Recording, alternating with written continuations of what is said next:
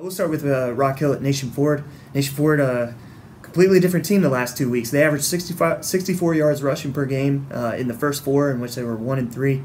Got Ben Tuipulotu at quarterback, and they've been over 240 yards in the 2 games since. So really changed how they play. But how important will a running game be for Nation Ford against Rock Hill, a team that's struggled a little bit on defense? Well, I mean, I think you go back to the season starting, and Nations Ford started off with Irmo, then they played South Point, and then you got to fight your way back. And I think they went through 3 or 4 different, football players at quarterback. And I remember when Dwayne McCulloch played quarterback in the York game, he sprained his ankle, and they put Ben Tuipulotu at quarterback.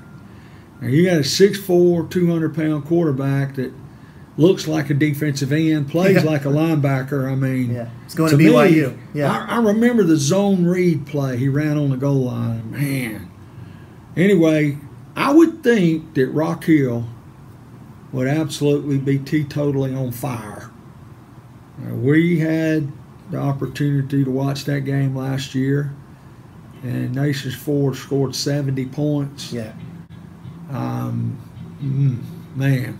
I wouldn't think that one camp would be very happy about that. Anyway, that's why you play the game, and that's why you got rivalries, and football's just competitive. And, I just think this could be a really good football game. Right. Clover at Fort Mill is another one, too. Again, Rock Hill, Clover, and Fort Mill last year, each won one region game, ended up in that 3-way tie, and then we all got headaches at the same time. But Fort Mill beat Clover last year and ended up being the only team that didn't make the playoffs. So, you can't really take anything for granted in this league. It's really, if you get to the 2-win mark is when you're going to feel okay. But, none of these teams got to that mark last year. So, for Fort Mill, I mean, a team that had a really good start, but in the last couple weeks, and I think you saw one of these games, penalties have been killing them.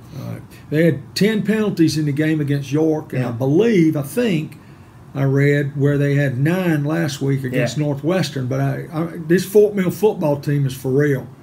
I mean, Ryan Herald, he can play the game. I mean, he runs hard. He's a 2-way player, 5'10", 165 pounds. And Grant Stevens can play the game. He plays DB and he plays wide receiver. Their offensive line's 270, 260, 300, 270, 250. I'm just glad we don't have to feed them guys. And JT Moore can play. He's a quarterback. I mean, I think this Fort Mill team is a very good team. Clover is a good football team, too. Garrett Miller, their quarterback, throws the ball well. Their running backs, Lakin and David Hall, run hard. And Hezekiah Massey was assistant principal out at Northwestern. His son, Hez Massey, 6'2", 170, is our leading receiver. So, hey, Clover, Fort Mill, there'd be a huge crowd. Last time we were there, oh, man, it was unreal. They were tailgating, cooking ribs. I couldn't get Scott Wells to go to the booth to call the game. He wanted to go eat ribs. Anyway.